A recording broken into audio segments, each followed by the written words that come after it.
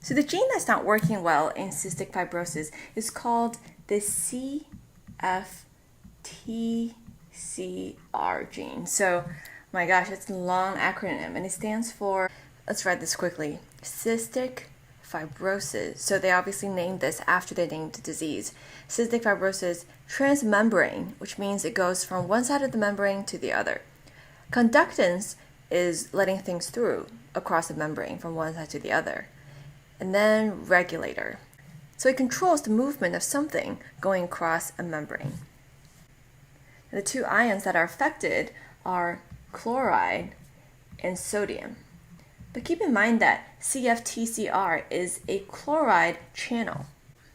So chloride is physically being blocked by this channel not working. And sodium is affected because it has a relationship with chloride, but sodium has its own channel, which is not affected in cystic fibrosis.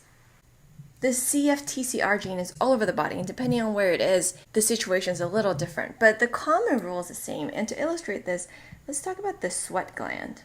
This is a place where this gene has a big role. And from this example, it's kind of the same thing going across the body for cystic fibrosis symptoms.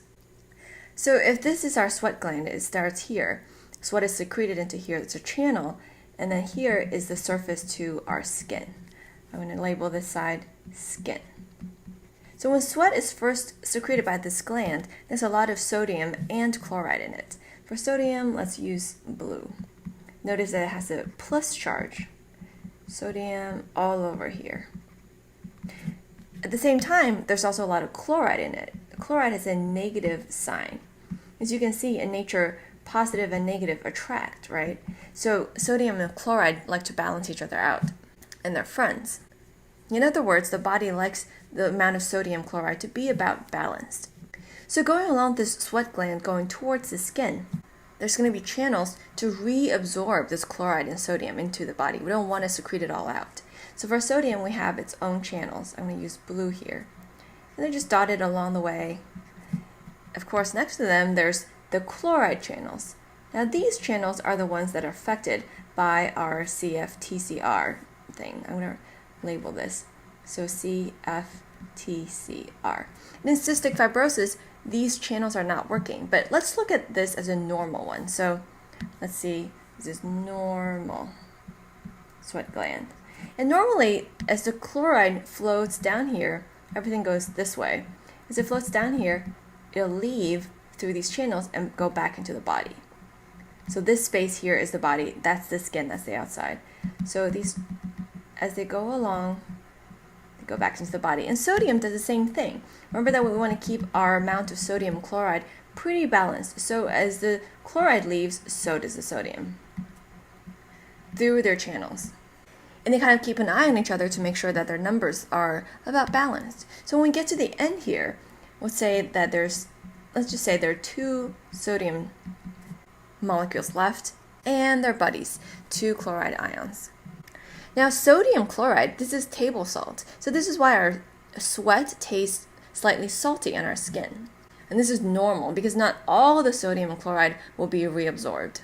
Just as an aside, have you noticed that when you sweat a lot, it gets to be a little saltier, or the sweat has a stronger smell? That's because this is going through this channel faster when you're sweating a lot, and there's less time for these reabsorptions, so there's more salt left.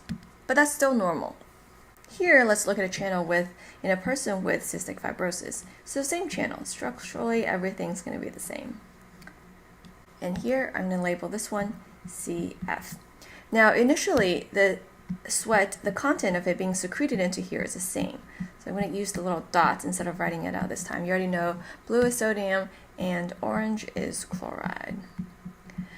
So same channels for the sodium, and they're working just the same. There's no problem with sodium channels. However, this time, the CFTCR gene is not working, so the chloride channels are all messed up. So they look like this. It's not open. So as the chloride floats down this way, it can't leave. Do you see? It just has to stay in here, and it keeps going towards the skin. And sodium, at this point, it sees that the chloride is still in here. The negative and positive want to stay together, so even though the sodium channel is open, the sodium doesn't go either because its buddy chloride is still in here.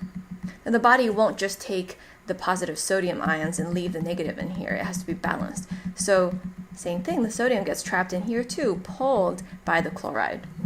So in this person, when we get to the skin, it's almost the same content of sodium chloride as before. And as you can see, this is a lot more than just 2 of each. Now I chose 2 as an arbitrary number, but just to show you that this one is going to have a lot more, and this is a lot saltier on the skin. So one of the symptoms of having CF is having salty skin, or even a baby would do a chloride test to see how much chloride is on the skin, and that can point to CF. But the pathophysiology of this channel is similar throughout the body. I just chose one organ here to show you. Now really quickly, in the lungs, the problem is secreting chloride into across the epithelium to moisten the lungs. And since the chloride can't get secreted, the sodium also doesn't get secreted. And water follows sodium.